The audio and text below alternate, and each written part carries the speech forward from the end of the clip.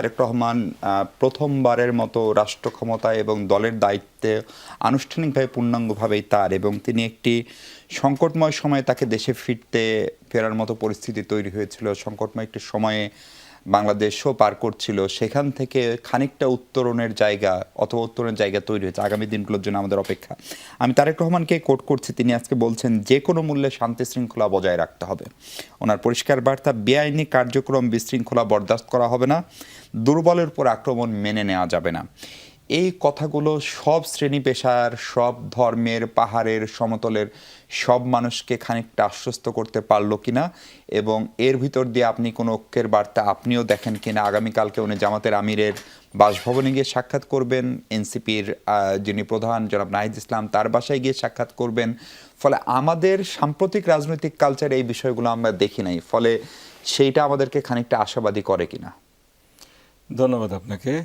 আলহামদুলিল্লাহ, আমরা একটা নির্বাচন দীর্ঘদিন পরে, যেখানে জনসাধারণ ব্যাপকভাবে অংশগ্রহণ করেছে, যদিও টার্ন আউট 60% প্লাস মাইনাস ছিল, তারপরেও একটা সুষ্ঠু ভোট হয়েছে। কিছু অনিয়মের কথা আমরা শুনেছি, 30টার মতো সিটে আমরা অলরেডি বলেছি ভোট রিকাউন্টের কথা। তারপরেও আলহামদুলিল্লাহ, আল্লাহ শুকরিয়া আদায় করতেই হবে। আমরা যে ধরনের আশঙ্কার কথা শুনছিলাম, আইনশৃঙ্খলা পরিস্থিতির যেভাবে অবনতি হচ্ছিল, সকল কিছু ছাপিয়ে মানুষজনের অংশগ্রহণে উৎসবমুখর পরিবেশে একটা ভোট হয়েছে। সারা দেশে আমরা দেখেছি ঈদের আনন্দের মতো করে মানুষ ঢাকা ছেড়েছে, স্লোগান দিতে দিতে, এবং ভোট দিয়েছে। এটা একটা ইতিবাচক লক্ষণ। অবশ্যই তারেক রহমান যে কথাগুলো বলেছেন, আমি এগুলাকে ইতিবাচক হিসাবে নিতে চাই। জাতীয় ঐক্যের কথা বলেছেন, ফ্যাসিবাদ যাতে না ফিরে আসে সেটার কথা বলেছেন, আইন শৃঙ্খলা পরিস্থিতির কথা বলেছেন। এগুলো অবশ্যই ইতিবাচক, এগুলা জনগণ অবশ্যই লক্ষ্য রাখবে এটার বাস্তবায়ন কতটুকু হয়। একই সাথে আপনি যদি লক্ষ্য করেন, সারা দেশে কিন্তু আজকে অনেক সংঘর্ষ হয়েছে। 3 জন সরকারি দলের হাতেই মৃত্যুবরণ করেছে।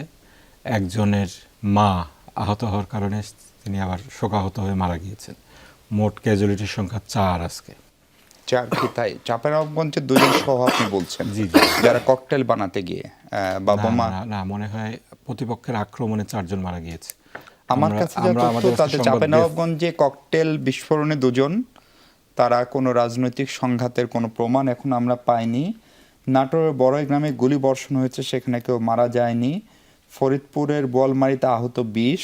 নোয়াখালীতে একজনকে ধর্ষণের অভিযোগ রয়েছে, যার পরিপ্রেক্ষিতে এনসিপি এখন সংবাদ সম্মেলন। কিন্তু আমরা আমাদের প্রেস ব্রিফিং করেছি, আমাদের জি মুখপাত্র স্পোক্সপারসন এহসানুল্লাহ জুবায়ের, সেখানে আমি ছিলাম। সেখানে আমরা বলেছি, স্পেসিফিক ডকুমেন্ট দিয়েছি, 4 জন কোথায় কোথায় মারা গিয়েছেন ওটা আমরা তুলে ধরেছি, মিডিয়ার বরাদ দিয়ে তুলে ধরেছি।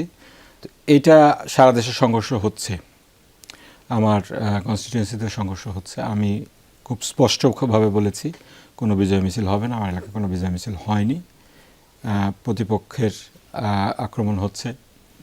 এগুলা আইনশৃঙ্খলা পরিস্থিতি নিয়ন্ত্রণের জন্য আসলে শক্তভাবেই যেভাবে বলা হয়েছে, এটার আসলে বাস্তবায়ন জনগণ দেখতে চায়। রাজনৈতিক সংঘাত আবার ফিরে আসুক, এটা কোনোভাবেই কাম্য নয়। তো আমি তারেক রহমানের কথায় আশ্বস্ত হতেই চাই, কিন্তু এটার প্রতিফলন দেখতে হবে আমাদেরকে আগামী কয়েকদিনের মধ্যে।